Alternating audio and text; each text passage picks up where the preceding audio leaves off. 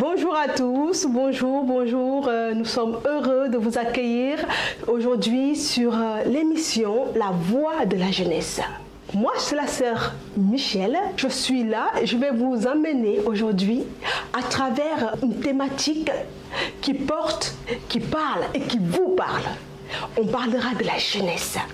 Avant de continuer, je vais vous inviter à partager massivement cette émission autour de vous, à en parler, parce que ça touchera votre frère, votre soeur, toute personne qui est jeune.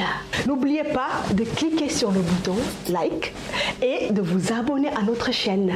Que Dieu vous bénisse abondamment.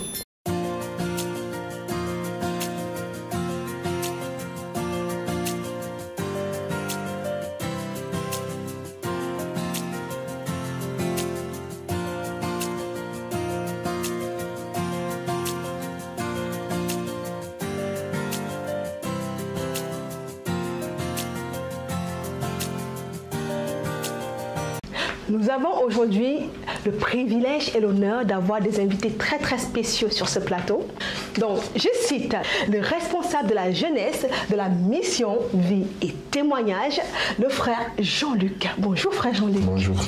Nous sommes très très heureux de t'avoir aujourd'hui comme invité. Je suis aussi très heureux d'être ici et toute personne qui nous suit soit la bienvenue. Nous avons aussi l'honneur et la grâce d'avoir une chantre de l'Éternel. Nous avons la chantre Chimène de la mission Vie et Témoignage. Bonjour, la chantre Chimène. Bonjour ma soeur. Comment tu vas? Je vais bien par la grâce de Dieu. Je sais qu'aujourd'hui tu es très chargée pour bénir le peuple, les jeunes qui nous suivent. Donc je vous laisse la découvrir par la suite. Nous avons aussi l'immense honneur d'avoir sur ce plateau un autre invité très spécial. C'est le diacre Wilfried Agbo. Il est de la mission Vie et Témoignage et il est là pour nous bénir à son tour. Bonjour diacre. Bonjour ma soeur. Vous allez bien? Je vais très bien et c'est un honneur d'être ici sur ce plateau avec vous et je pense que Dieu va faire des grandes choses au milieu de nous ce soir. Je crois aussi que Dieu fera des grandes choses au milieu de nous. Merci de votre présence, mes chers invités. Vous êtes tellement spéciaux pour moi aujourd'hui.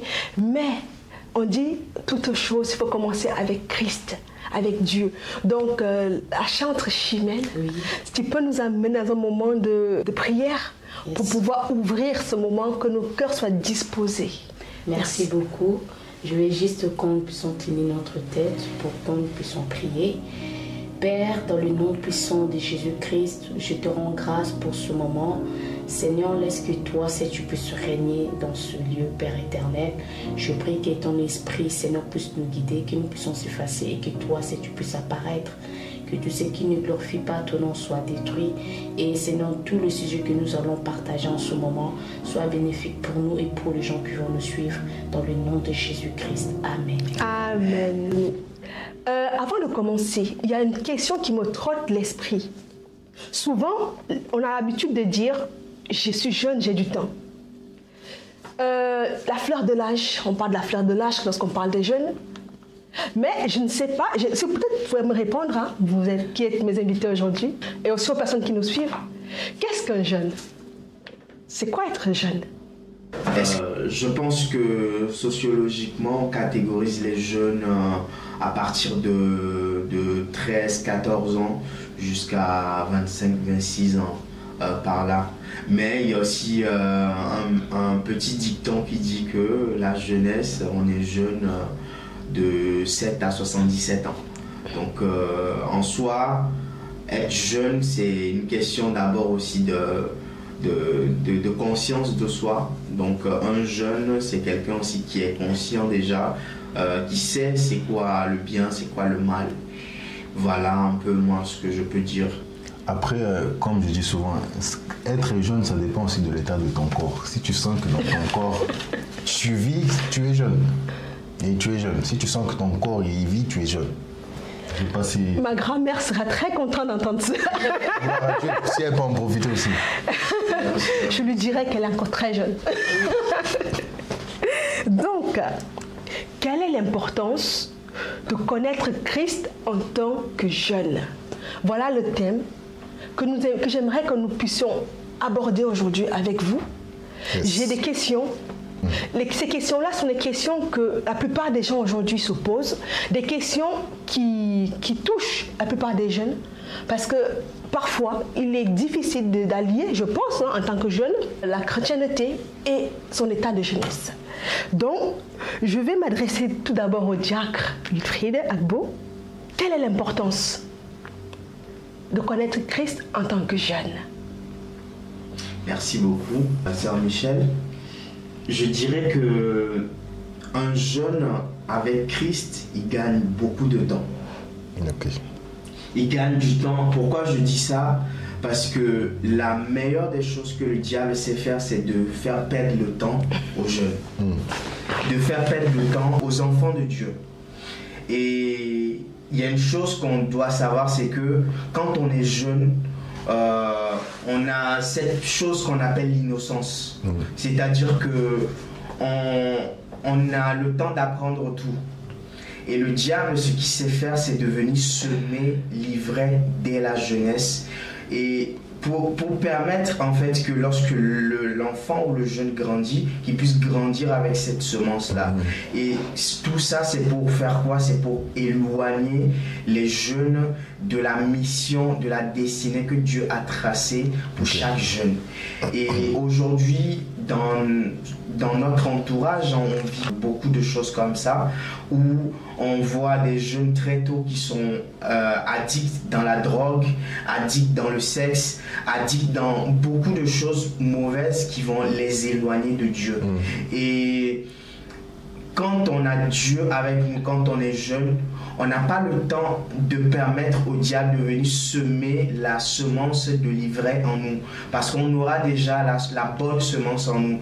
Et on aura la lumière avec nous. Et lorsque il viendra avec sa proposition, on pourra être capable de dire non aux propositions du diable.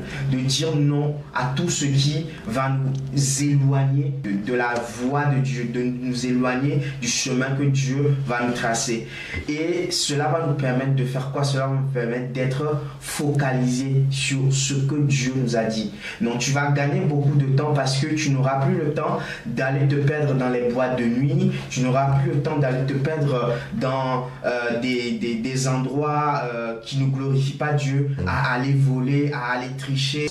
Et tu vas être plus focalisé sur la mission que Dieu aura à te communiquer durant tout le parcours que tu auras sur cette terre. Ah, merci beaucoup, diacre Wilfried. Nous voyons beaucoup des jeunes qui sont dans la débauche, qui parfois même négligent leurs études. Parfois, ils ont l'impression qu'ils tournent en rond. Donc je crois que cette réponse pourra peut-être aider un jeune qui ne sait pas aujourd'hui où il en est, qui a l'impression qu'il vit un éternel recommencement dans sa vie. Donc ce message est très très édifiant. Merci beaucoup, diacre. Responsable de la jeunesse, vu ta position dans l'église aujourd'hui, tu dois côtoyer beaucoup de jeunes, tu dois peut-être aussi, je pense, connaître un peu les réalités qu'ils vivent aujourd'hui. Qu'est-ce que toi tu me diras si je te demande quelle est l'importance de connaître Christ étant jeune? Ok, merci pour la parole tout d'abord. Moi, je vais rejoindre ce que le diacre Wilfried a dit. L'importance de connaître jeune, c'est vraiment que tu es en train de vivre ta destinée. Parce que tu sais que la jeunesse, c'est un moment où il y a beaucoup de combats. Bon, même s'il n'y a pas un moment spécial où il y a des combats, mais la jeunesse, c'est un moment où il y a beaucoup de combats. Pourquoi? Parce que Dieu voit ton potentiel. Mais il n'y a pas que Dieu qui voit ton potentiel. Le diable aussi voit le potentiel que tu as. Donc ça fait comme s'il y avait une lutte. Et pour que tu puisses réellement vivre la destinée que Dieu a prévue pour toi, tu dois connaître Christ. Aucune personne ne peut vivre sa destinée, la destinée que Dieu a prévue pour lui s'il ne connaît pas Christ. La Bible dit quoi? Que dans le cœur de l'homme, beaucoup de projets sont formés, mais seuls ceux de l'Éternel s'accomplissent. C'est-à-dire, pour rentrer dans les projets que Dieu a pour toi, pour vivre la destinée que Dieu a prévue pour toi, tu dois connaître Christ. En dehors de Christ, tu ne peux pas vivre la destinée que Dieu a pour toi. C'est pour ça qu'il est tellement important en tant que jeune de connaître quelle est l'importance de Christ dans ta vie. Amen. Merci frère Jean-Luc pour cette intervention. Nous avons compris que notre destinée est très très importante. Et connaître Christ, c'est gagner du temps dans sa destinée. Chantre Chimène, Oui, ma sœur. que pourras-tu répondre à cette question? Quelle est l'importance de connaître Christ étant jeune? Merci pour la parole, ma sœur. Pour moi, je peux dire que connaître Dieu en tant que jeune, Dieu te préserve dans les choses du mal. Comme la Bible nous dit, nous sommes des dieux. Et le monde est gouverné par la puissance du mal. Amen. Merci beaucoup, ma soeur. Vous savez, quand tu connais Dieu en tant que jeune, Dieu va te préserver. Quand on parle du mal, il y a beaucoup de mal qui se passe sur cette terre. Et nous voyons que nous, les jeunes, nous sommes victimes du mal. Comme le diacre il avait dit qu'il y a des débauches et nous sommes victimes dans le sexe. Et par exemple, on ne veut plus aller à l'église, servir Dieu comme Dieu nous attend que nous puissions le servir. Et nous mettons des choses du monde devant toutes choses. Et au jour d'aujourd'hui, nous voyons que les gens sont dans le monde plus que dans l'église, plus que en fait de servir Dieu. Les gens aiment le monde plus que Dieu en fait. Tandis que Dieu a dit sur la jeunesse. Tu sais, quand tu vieillis, tu ne peux pas servir Dieu comme nous sommes aujourd'hui. Mais quand tu es jeune, tu as encore la force. D'où l'expression la force de la jeunesse. La force de la jeunesse. Donc, tu as la force, tu as l'énergie, tu as tout en fait pour servir Dieu. Très important, c'est qu'on doit comprendre, c'est que en tant que jeune, on a besoin d'être préservé du mal. Oui. Pourquoi? Parce qu'on voit dans ce monde, il y a tout qui peut se passer. Toute chose peut se passer, nous sommes témoins de cela.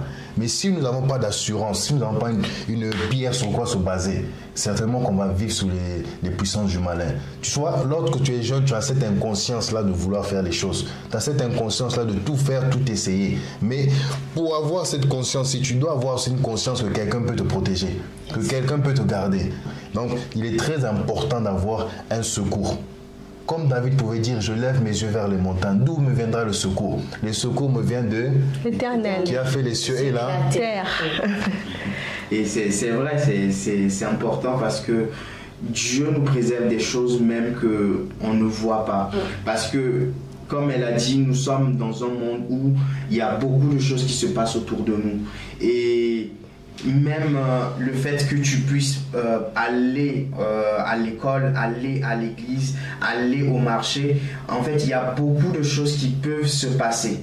Mais lorsque tu as Dieu avec toi, tu ne peux plus avoir peur parce que Dieu est ton appui, Dieu est ta bannière, Dieu est ta protection, Dieu est ton bouclier partout où tu passes. Et tu peux avoir cette assurance que là où des choses frappent le monde, ces choses-là ne vont pas te toucher parce que tu as un appui. Et on peut lire dans Psaume 91 où la Bible dit clairement que Dieu est notre bouclier, Dieu est celui qui nous protège et c'est important de mentionner cela. Donc avoir un peu Christ, si je comprends bien, c'est avoir cette tour forte au fait dans laquelle nous pouvons nous abriter. Merci beaucoup pour cet éclaircissement. Merci à vous aussi de continuer à nous suivre parce qu'aujourd'hui j'ai la grâce de vous avoir, donc on va profiter au maximum de tirer toutes les informations, toutes les questions que nos téléspectateurs se posent parce que c'est très très très édifiant cet échange. Ma deuxième question, je vais m'adresser au frère Jean-Luc. Okay. De nos jours, quelles sont les choses qui pourraient empêcher un jeune de connaître Christ? C'est une très bonne question. Très très bonne question parce que des fois on se dit par exemple, on parle de l'importance de connaître Christ, mais qu'est-ce qui sont vraiment les choses qui nous éloignent, qui nous empêchent de connaître Christ vraiment? Moi, si je peux parler d'une chose, après je sais que les bien-aimés vont ajouter, si je peux insister sur une chose, c'est surtout sur l'entourage. L'entourage, c'est un élément très perturbateur. L'entourage aura toujours un impact sur toi ou une influence pour toi. L'entourage peut être une bonne influence comme une mauvaise influence, mais faites attention à votre entourage. Ça fait partie des choses qui font que les gens ne puissent pas, on va dire, vivre leur destinée, vivre vraiment le plan que Dieu a pour eux. La Bible dit quoi? Que les mauvaises compagnies corrompent les bonnes mœurs. Une orange qui est pourrie, tu la mets avec des oranges qui sont bonnes. Avec le temps, ça va devenir pourri. Très vite, hein? Ça va devenir très très pourri. Même, je ne sais pas si toi tu manges des oranges pourries, mais personne ne va manger des oranges pourries. Oui. C'est là que tu dois faire très attention. Et lorsque tu prends le temps de connaître Christ, sélectionne aussi les personnes avec qui tu dois marcher. On ne marche pas avec tout le monde. Donc l'entourage peut te déstabiliser dans ta destinée. Comment savoir au fait aujourd'hui quel entourage on doit avoir? Parce qu'on a beaucoup de personnes dans la famille, dans les amis, des personnes à qui on attache des valeurs sentimentales parce que c'est notre meilleur ami, c'est des personnes avec qui on a grandi. Donc comment est-ce qu'on peut savoir qui est-ce qu'on doit garder vraiment dans notre entourage? Ajouter une chose, c'est que la Bible dit que deux personnes ne peuvent pas marcher s'ils ne sont pas d'accord. Ils ne peuvent pas marcher ensemble s'ils ne sont pas mis d'accord sur des termes, des accords bien précis. Et tu ne peux pas... Tu peux pas mélanger deux choses qui n'ont pas la même nature.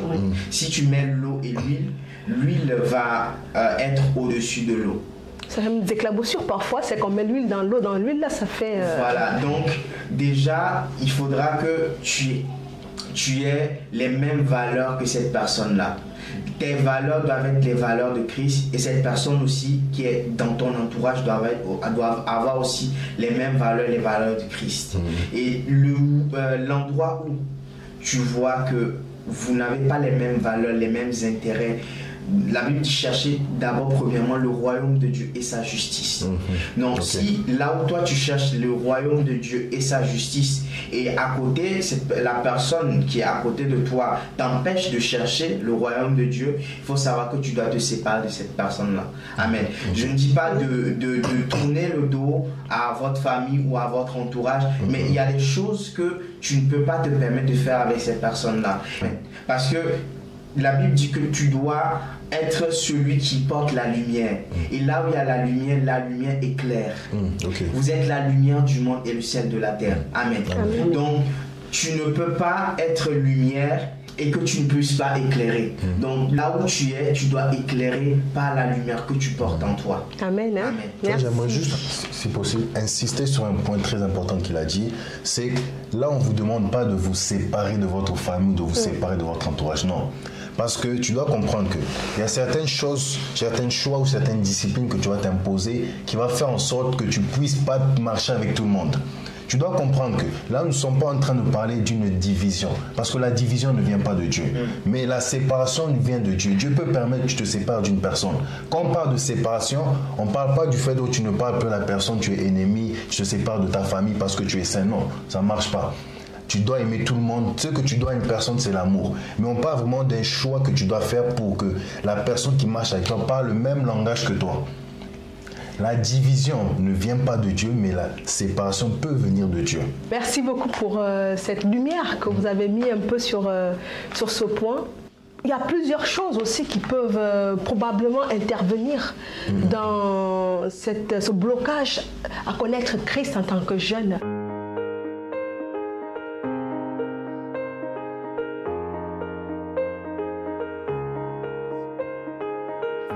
Merci de continuer à soutenir cette œuvre, de la mener à l'avant.